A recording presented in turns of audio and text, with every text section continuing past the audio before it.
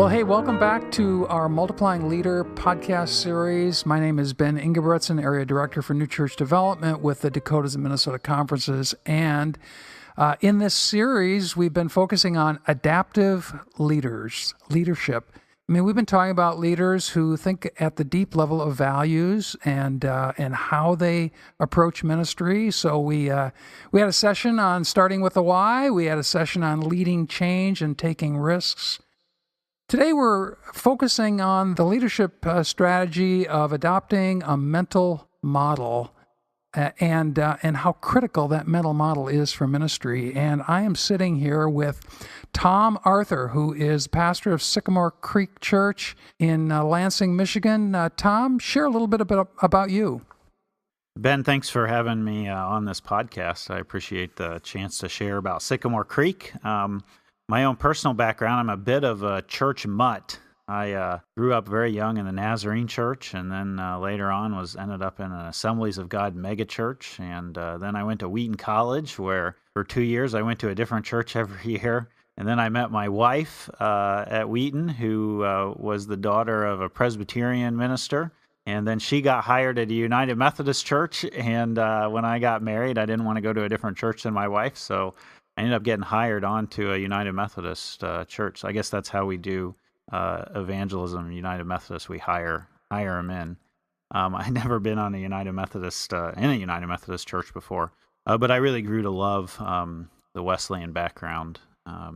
Was up in Petoskey, Petoskey United Methodist in northern Michigan, as the director of ministries for 8 years before sensing a call to become a pastor. Pastoral leadership, and went off to seminary at Duke Divinity School. So I like to tell people I'm a Blue Devil pastor, which I live here now in Spartan country, and we get a lot of riles.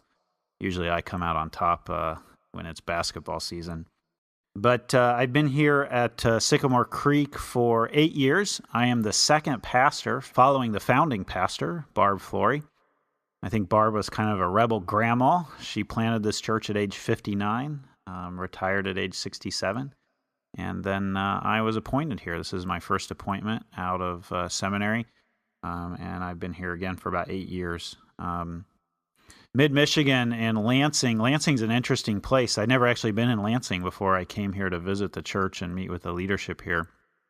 And Lansing as a whole, the Lansing region is a kind of economically depressed area. I remember looking and seeing that the median household income is about $10,000 below the state average. But of course, we're deeply influenced by Michigan State University being the state capital, and Lansing, the Capitol building being downtown, and of course GM and all of the big car companies, which have maybe seen better days at times, and those better days gone have left their mark on the Lansing region. I've been married for 20 years, and my wife and I waited till we were married for 13 years before we had our first child. And his name's Micah. He's now 6, going to be 7 next month. And we have another young boy named Sam or Samuel. So we've got 2 little prophets in our household. Thanks, Tom, for that introduction. So today our session is focused on the missional incarnational bias of multiplying leaders. This focus says that the mission to extend the kingdom in the lives of people trumps every other agenda in the life of the congregation. It trumps the tradition, the personal preference, even the valued relationship agendas. I mean, being an outwardly focused church is a big shift for many congregations, and we talked about that in our first session for a bit with Brad Keljanen. The missional church movement has helped a great deal in North America. It's helped congregations shift and leaders shift their thinking from the church as having a mission to the church really being God's missionary agent in everything that they do, aligning themselves around the mission of God and extending the kingdom reign. And that agenda supersedes every other one. Missiology drives ecclesiology, as Alan Hirsch likes to put it.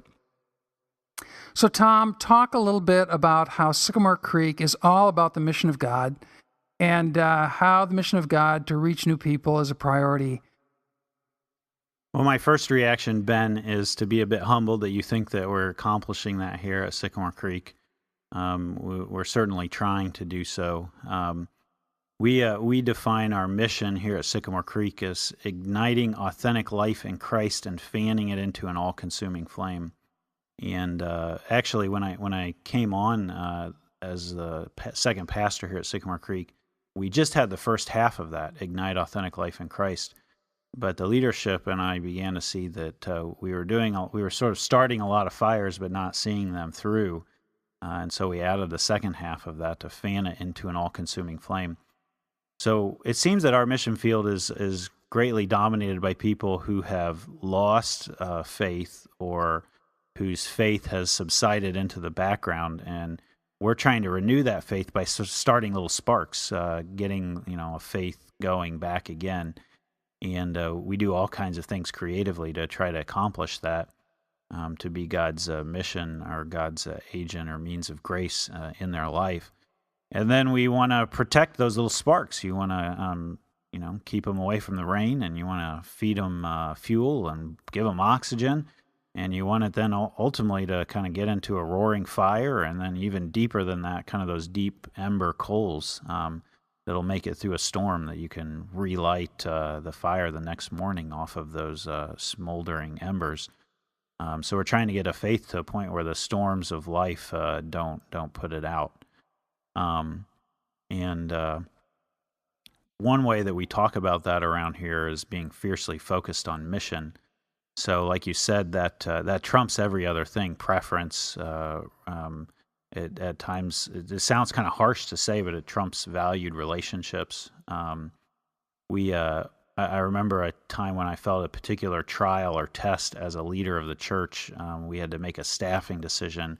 We felt like strategically it was better to put our money and finances in a different direction to accomplish God's mission here in this context. But the staff member in the position that we were looking at cutting that position was a deeply valued person in our church. And I felt like I was at a trial point whether I was going to decide to choose to act in fear of who I would lose, or choose to act in missionally based on where I felt like God was leading us and where the leadership felt like God was leading us. And I can't say I did it perfectly, but we did make the decision to move those resources another direction.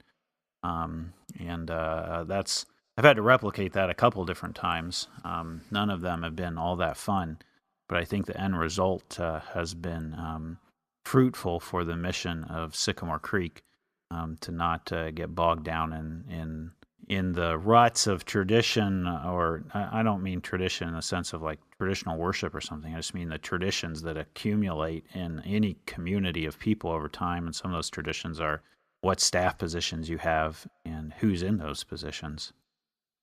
Tom, people say that this value of being missionally driven, it leaks, that ministries naturally turn inward. You were already pointing that out, and they lose their passion for reaching the next goal in terms of connecting with new people. Call it mission fatigue. How have you kept Sycamore Creek missional in your commitment to reach and connect with new people? How have you changed, tried new things, maybe in keeping with that commitment, maybe even taken some risks? I wouldn't say that mission is entirely encompassed in evangelism, but I think evangelism is perhaps a component of mission that a lot of mainline churches have grown cold to. And that's something that we do on a regular basis, try to keep the temperature of evangelism high personally. And so we have these big days several times a year, and leading up to those big days, we hand out these little cards to our church that we call Invest and Invite cards, and we encourage people to write down 3 names of people they're going to invest in, and pray for God to open a door to invite them to that big day. And the investment for me personally has sometimes lasted over years. There's people I've been investing in for the entire 8 years I've been here, and I've been writing their name down every time. I seem to always have more than just 3 names, so my card gets filled all the way up. But I found as a leader that I have to really integrate that process of investing, inviting that value through every level of leadership. So at staff meetings that month leading up to that big day, I'm asking the staff, who are you investing, inviting in? Have you had any success? Has God opened any doors to invite them? Where are you finding struggles? And we'll share stories about the people that we're investing, inviting. And then we'll pass the card to the person maybe sitting to our right, and we'll take some time to pray. So I'll be praying for the 3 people of another staff member's invest and invite card. And then I don't just do it there. I do it. We do it at our leadership meeting that month. And so I ask my top leaders, "How's your investing, inviting going?" And then we don't just stop there. We have a little huddle before worship. Every Sunday morning, we gather about 45 minutes before the worship starts, and we spend 15 minutes. I'm casting vision, talking about the mission of the church, and I share. I ask them, "How's your investing, inviting going?" And I share stories myself, and this holds me accountable to the mission as well, because I got to have some stories to share. And when I came here first at Sycamore Creek, I don't know that I personally knew how to invite people to church. It's been in the process of being a pastor. Being a pastor is its own spiritual discipline, and one of those then that you learn as being a pastor is how to invite people. And maybe the most significant learning or education I got for that missional process was when we decided to launch Church in a Diner. And it became really clear to me that there was not going to be a church in a diner if I didn't invite a lot of people to it. And that cascaded into a whole series of events, me realizing, well, I better get out in the community, and I better stop working in the office, and I better start meeting people, and I better start actually, I'm by nature an introvert, so when I go into a coffee shop, I'd really prefer not to talk to anybody. Just give the barista my credit card and do our business and go sit quietly over in my corner and sort of me and God there, my coffee. Actually, I don't like coffee, so me and God and my chai latte or something. And I had to learn how to get out of my own introversion. And then had to do that with the team that was launching Church in a Diner. And in the midst of that whole process of launching Church in a Diner, which is this, basically we do a worship service in a diner on another night of the week. But I kept realizing as I was going through this that I wasn't sure it was going to be successful. I didn't know whether it was going to last or not. But I kept telling myself, if it doesn't, I've learned how to be a better leader. I've learned how to be a better Christian. I've learned how to be a better follower of Jesus by trying. And so in that experiment of trying to do that, there was that risk, and the risk pulled me into trusting Jesus, following more. Wow, that's a great story. So thanks for taking us really to the other dimension of this conversation today, where I'd like to really probe deeply, Tom, with you, because you've talked with us about the missional piece, the invest and invite, and the way you have cultivated that in your own life and the life of the congregation. But when you start talking about Church in the Diner, you're starting to talk about the incarnational piece. And so this is that impulse to move what I think of as not just outward, but to move downward. I mean, it says the mission to reach new people must bring the gospel near them. I mean, how did Jesus move? He moved downward. He accommodated himself to us. He came near in a way that we could understand. He meets a woman at the well on her turf. He meets Nicodemus by night. He goes to the home of Zacchaeus. He goes out and then he goes down. And there's another word that missionaries use that church planters use that I'm kind of hearing you coming close to using. It's this word indigenous, which means occurring naturally. It's a word that helps us think about almost moving across a culture so that we can communicate to someone who is in some respects in a different culture than the church culture or our own culture, our own normal orbit. Alan Hirsch, who by now I'm a fan of, he talks about how our commitment to the incarnational way of Christ should teach us the way we do mission, and our way of mission should teach us the way we do church. And so we kind of end up ultimately back at this starting point of Christology, of the incarnational way. So Tom, you've caught your breath here a bit. Talk with us more about church in a diner, but even like your different sites, how they differ and how they reach new people in that place. And you've done church in some unique places in order to express this incarnational value. Go with us a little further. So about 5 or 6 years ago, we realized as a church, we were at the time setting up and tearing down in a school. By the time we eventually bought a building, we had been setting up and tearing down for 13 years, which was pretty darn exhausting, by the way. And we didn't have a building. We didn't have any money. But I continued to feel that even though we didn't have either of those things, we still had a mission. We still had a call upon us as a community to reach new people for Jesus, to ignite authentic life in Christ. And so it was born out of those constraints that the creativity kind of sparked the idea of doing. It came through a lot of different ways, but and kind of exposure to different settings and different ways that God was using different churches. But we got this idea, this vision of doing worship in a different place, because we couldn't do it in our buildings. We didn't have one. And doing it on a different night. We didn't have any money, so we couldn't rent more space.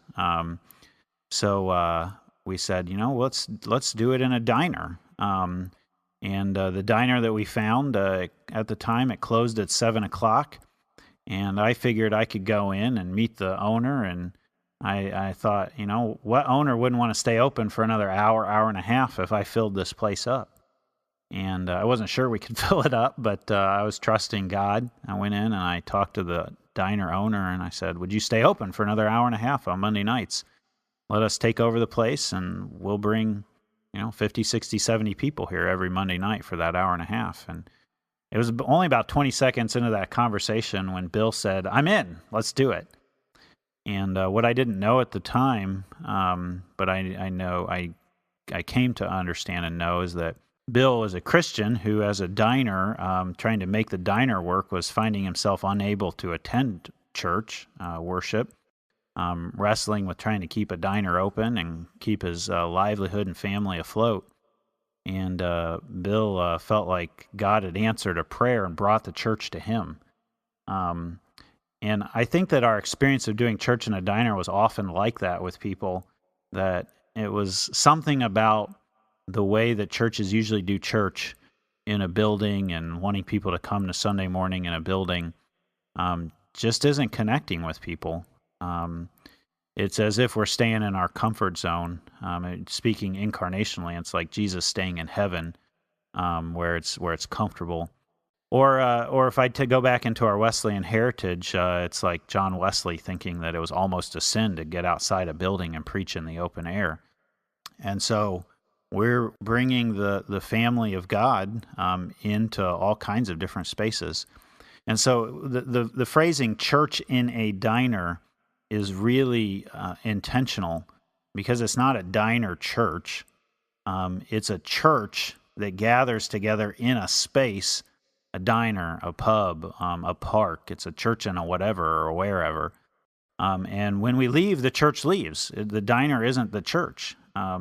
It's just where the church is gathering. And I think on some level, we were also incarnating something pretty old missionally in the Wesleyan heritage, and that's something like the circuit rider. I'm a circuit riding preacher, and I go and I preach to the Methodist Society that meets in our South Lansing campus on Sunday morning. And then on Monday night, I go preach at our society that meets in the pub, the back room of the pub in Holt. And then at other times, we've gathered on Tuesday night, and I preach to the society that meets in the diner on Tuesday nights. And so we've taken that and formed it into a really big vision of ultimately launching 7 satellites and 7 venues on 7 days of the week, which is a vision that's big enough. Every time I say it, I kind of find myself catching my breath. It feels audacious to say that vision, but it feels like a vision that God has given us. So we're trying all kinds of things, like this Christmas coming up. We're doing 12 Christmas services. It's not the 12 days of Christmas, it's the 12 services of Christmas. And it starts on Thursday night. Let's see, Christmas Eve is on a Sunday this year, so that's like Christmas Eve, or something like that. Thursday night will be Christmas at the Fireside Grill. Friday night will be Christmas at Buddy's, and then Saturday will be Christmas at the Roadhouse Pub, and then Sunday will be Christmas in a church on Sunday morning, and then Christmas in a church on Sunday night, Christmas Eve. And somehow we pull off 12 services at Christmas. And I think that's kind of a taste of what we're trying to do incarnationally. That's a great picture of your vision and kind of a flyover of what you've done, Tom. Now go with us a little deeper. You know, you and I talked before this session about proximity and that you bringing the gospel near people as part of this vision for a decentralized church or a church in a kind of a movement. But there's also these 3 other P's, the passion of feeling the predicament. And you kind of touched on that when you talked about the restaurant owner who, he couldn't get out to church, so you brought church to him. And to some extent, that's that feeling the predicament of others. There's the provenience piece where incarnational ministry says, hey, we believe God's at work around us. We're just going to partner with where God's already at work. And then there's the proclamation piece of adapting your language like a missionary would. Those 4 P's are so much a part of the incarnational value. I would be really curious to hear you just kind of spin on any one of those, Tom. Well, I think the proximity one is probably the easiest one to start off with, at least, and maybe the most kind of out there thing that we do related to this is leading up to Easter. We like to take traditions and play jazz on them. So we stay rooted in history and tradition, but then we ask, how can we bring it up to kind of something that speaks today culturally? Maybe this also is that proclamation, adapting language like a missionary. The Thursday before Easter is traditionally called Maundy Thursday, but nobody except church people know what Maundy Thursday is about.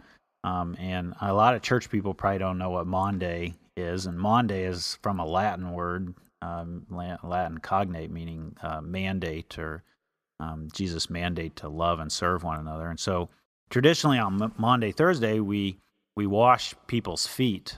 And that made a lot of sense back in the first century when people were walking around with sandals and getting their feet all dirty. But today, people walk around in closed-toed shoes, and usually, sometimes there's snow on the ground, at least up here in Michigan, on Maundy Thursday. And so washing your feet is just become basically, for most churches, entirely symbolic of serving. So we thought, how could we use that idea of washing, but bring it up to something that actually is really serving people? And we started out, this was kind of a risk that, there's a trial and error in this process. And we thought, well, let's try a free car wash. And it turns out that nobody comes to a free car wash. They're very skeptical of the word free, and they think you're maybe going to do something. I think we got one person that stopped for the free car wash. So we got back and we said, that didn't work. What are other washing things that we could do? And somebody mentioned, a laundromat is like a place where you wash your clothes. And we thought, let's try that. Let's see if we can go to a local laundromat and talk them into letting us take over the place for an hour or two. And let's do free laundry that night. And so we went to a laundromat, and they were a little curious, skeptical about what we were about at first. But after getting to know them a little bit more, they saw what we were about, and they let us do it. And so we took over the laundromat for 2 hours, and we basically handed out free quarters and free detergent, and we had free food for a party, and we didn't actually touch people's clothes. I think they'd think that was kind of creepy if we did it. But after we did that a year, we thought, you know what was really missing from that was we should do our Easter service in the laundromat. And so the next year, decided let's have the band play in the laundromat, and I'm going to preach in the laundromat. And you have never preached in a place with more distractions than preaching in a laundromat. You have people's attention for about 2 minutes, and then they go check their laundry. And I remember like the TV was on with a soap opera blaring over my head, or some late night drama or whatever. And it was quite an experience. But that was trying to, I think, take that proximity and that proclamation. We're being very close to where people are at. And then adapting the language of Maundy, Thursday, playing jazz on it and bringing it into the 21st century. Of course, when you take over a laundromat and you invite anybody to come and have free laundry, you meet all kinds of people. And the interesting part about that is that once you give somebody some quarters, or you put quarters in the washing machine, there's not a lot to do except just stand there and talk to them. So you build friendships and you build relationships, and we would have invite cards to our Easter services, and we always get people who come after that to one of our Easter services. The diner where we did church in a diner was right around the corner from one laundromat that we did it in. So we've done that in 3 or 4 different laundromats around the Lansing area. We adopted another smaller rural church this last year and introduced them to the idea. And so they took over a laundromat in their town and did it that way. And it's kind of interesting. There's a way that God's Spirit moves in different churches in similar ways without you even noticing it. After we started doing this, we kind of did a search on the internet and found out that there are all these other churches that are doing this thing called Laundry Love, and so there's even churches that are now meeting in laundromats or opening up laundromats and finding that as a place of bringing the church in proximity to a demographic and population that if you just stayed in your building, you wouldn't do that in. And of course, as you talk to people, you find that there are lots of longings in people's lives, and God is at work in their life long before we showed up in the laundromat, and we just get the privilege and the honor, kind of humbly come alongside of whatever God is already doing there, and get to know some new people, and really just have some fun. I mean, it's a blast. And that multiplies itself in all kinds of different ways. We've done church in a bowling alley, church in a park, church in a movie theater. I have this idea of doing church in a gym sometime, where like everybody's on a cardio machine, and I'm not going to be on the cardio machine preaching, but when you go to a gym, everybody's on those cardio machines. They're just all watching TV. What if you turn the TVs off? Or what if you had, your worship presentation on the TVs or something. It's got to talk a Jim into letting us do that. Wow, Tom, thank you very much for giving us a picture of what the mental model of a missional incarnational leader looks like. You've given us a lot to chew on today, so let me just toss some questions out for the group as you're gathered there with your district superintendent and you've had a chance to check in as a circle of friends. Here's some discussion starters, like how clearly does your ministry mental model fit with the missional incarnational bias that we've been talking about today? And how are you working to grow your congregation in that direction, in their kind of collective mental model for ministry?